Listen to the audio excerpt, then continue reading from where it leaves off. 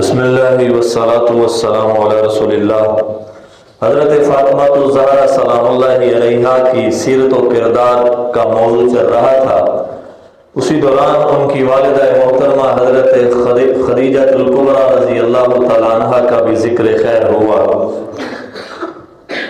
اور پھر یہ بتایا گیا کہ حضرات حسنین کریمین کی پیدائش کس طرح ہوئی، اور حضور صلی اللہ علیہ وسلم نے ان کی پیدائش پہ کس طرح خوشی منائی، اور حضور صلی اللہ علیہ وسلم کس طرح ان سے محبت کرتے تھے۔ تو حضور صلی اللہ علیہ وسلم کی اس محبت کا اثر جو حسنین کے ساتھ اور حضرت فاطمہ کے ساتھ حضور کو تھی، اس کا اثر صحابہ کرام میں بھی تھا۔ بنو امیہ کا ایک شخص تھا مروان بن الحکم، تو ایک دفعہ اس نے حضرت ابو ہریرہ رضی اللہ تعالیٰ عنہ سے شکایت کے انداز میں یہ کہا کہ آپ حسنین سے بڑی محبت کرتے ہو، اور یہ بات تو مجھے وہ اتنی اچھی نہیں لگتی۔ تو چونکہ بنو امیہ اور بنو ہاشم ان کی ٹسل تھی شروع میں، اور اسی ٹسل کے نتیجے میں پھر کربلا کا واقعہ بھی پیش آیا، تو حضرت ابو ہریرہ نے بڑا خوبصورت جواب دیا اور فرمایا کہ تمہارے جواب میں تمہیں ایک واقعہ سناتا ہوں کہ میں حسنین سے اتنی محبت کیوں کرتا ہوں، میں ان سے اتنی عقیدت کیوں رکھتا ہوں، تمہیں ایک واقعہ سناتا ہوں۔ تو کہا کہ ایک دفعہ ہم سفر پہ تھے اور حضور صلی اللہ علیہ وسلم بھی ہمارے ساتھ تھے، اور جناب فاطمہ الزہرا بھی ہم ساتھ تھی قافلے میں، کہ اچانک حضور صلی اللہ علیہ وسلم کو حسنین کے رونے کی آواز آئی۔ تو آپ صلی اللہ علیہ وسلم آگے تھے، خواتین کا قافلہ پیچھے تھا، تو جب آپ کے کانوں میں ان کے رونے کی آواز پہنچی تو حضور نے پہچان لیا کہ یہ تو میرے شہزادے رو رہے۔ تو آپ صلی اللہ علیہ وسلم نے سواری کو واپس کیا اور جناب فاطمہ رضی اللہ تعالیٰ عنہ کی سواری کے قریب لے گئے۔ اب وہ خواتین کی سواری ہوتی تو اس کے اوپر ڈولی ہوتی تھی، ہاں جی، جیسے ہمارے یہاں ڈولیاں کبھی ہوتی تھیں۔ تو آپ صلی اللہ علیہ وسلم نے پوچھا کہ بیٹی کیا بات ہے، بچے کیوں رو رہے ہیں؟ تو فرمایا ابا جان میرے پاس جو پانی تھا وہ ختم ہو گیا ہے، تو ان کو پیاس لگی ہے، اس وجہ سے رو رہے ہیں۔ تو آپ صلی اللہ علیہ وسلم نے پورے قافلے سے پوچھا بھائی کسی کے پاس پانی ہے؟ تو سب نے کہا جی کسی کے پاس بھی پانی نہیں ہے۔ تو پھر حضور صلی اللہ علیہ وسلم نے حضرت فاطمہ سے فرمایا بیٹی حسن کو باہر کرو۔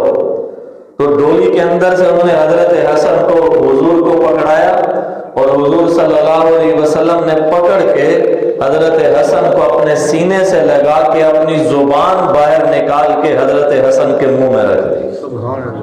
تو وہ زبان کو چوستے رہے، حضرت حسن چوستے رہے، اور پھر جب انہوں نے آپ کی زبان کو چھوڑ دیا تو پھر آپ نے حضرت حسن کو اندر پکڑا دیا، پھر فرمایا بیٹی حسین کو لاؤ۔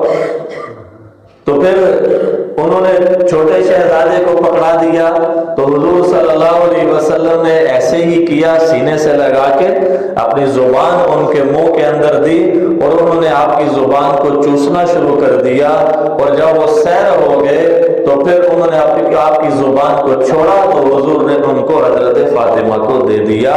تو فرمایا اس دن مجھے پتا چلا کہ حسنین کریمین کا کیا مقام اور مرتبہ ہے، کہ پیغمبر کی زبان اقدس، کہ جس زبان کے بارے میں قرآن یہ کہتا ہے کہ اس زبان سے کبھی بغیر وحی کے بات نہیں نکلتی، وہ زبان ان کے منہ کے اندر گئی ہے، تو میں کیوں نہ ادب کروں۔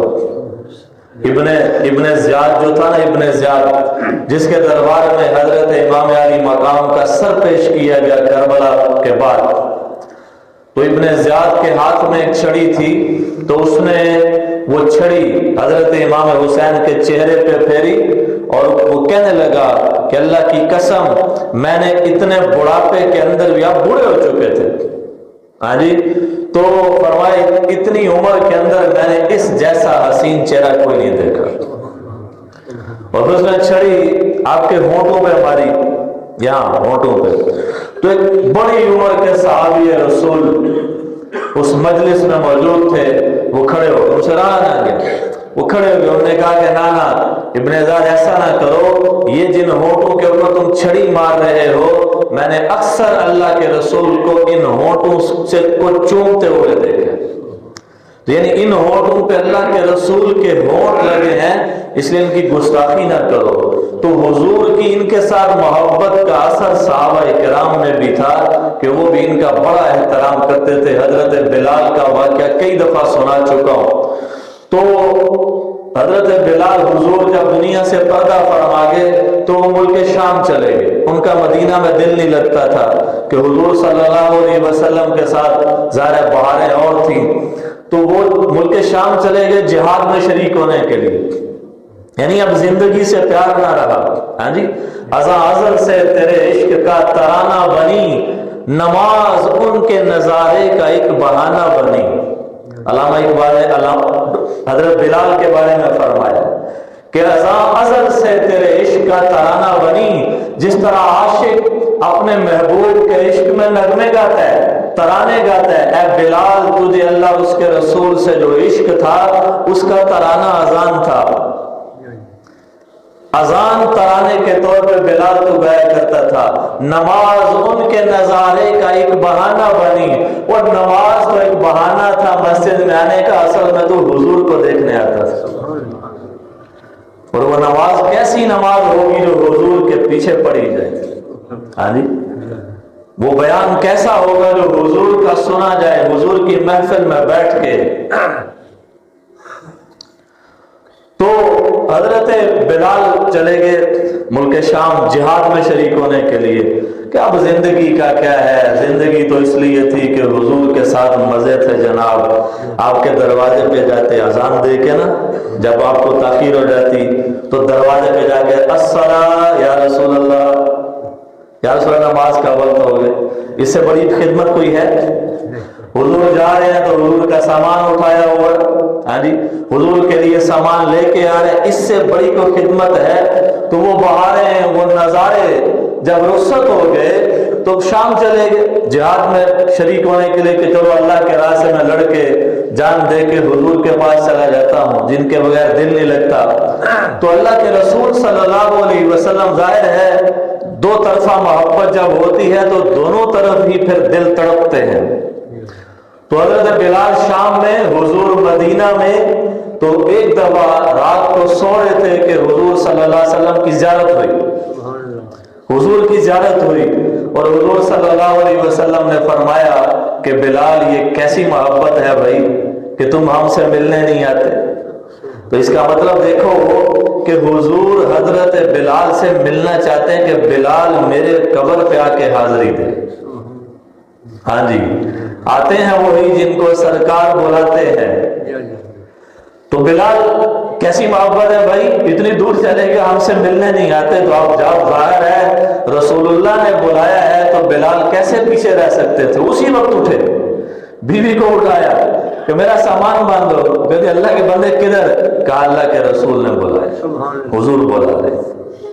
اچھا جی، ابھی جانا، انتظار کرو، نماز فجر پڑھ کے نکلنا، دن کے اجالے میں نکلنا. کہا نا، اب سرکار نے بلا لیے، اب بلال نہیں رکے گا. اسی وقت رات کے اسی پہر سامان باندھا، سواری پکڑی اور ظاہر ہے ملک شام سے جو مدینہ کا فاصلہ ہے وہ تقریباً 1500-1600 کلومیٹر کا فاصلہ ہے. اب وہاں سے یہ نکلے اور کتنے دنوں کا سفر کر کے مدینہ پہنچے. حضرت عائشہ کی خدمت میں پہنچے، حضور نے بلایا. تو بلانے والوں کو وہ دیکھو اب بھی بلا لیتے ہیں. حضور نے بلایا، اما عائشہ نے اپنا حجرہ کھولا اور کہا جاؤ مل لو. کیسی خوبصورت ملاقات ہے. تو حضرت بلال پھر حضور کی قبر کے اوپر جا کر لیٹ گئے، جس طرح بڑا جفی ڈالتا ہے. قبر کے اوپر لیٹ کے کہا لبیک یا رسول اللہ، یا رسول اللہ میں آ گیا، میں حاضر خدمت ہو گیا.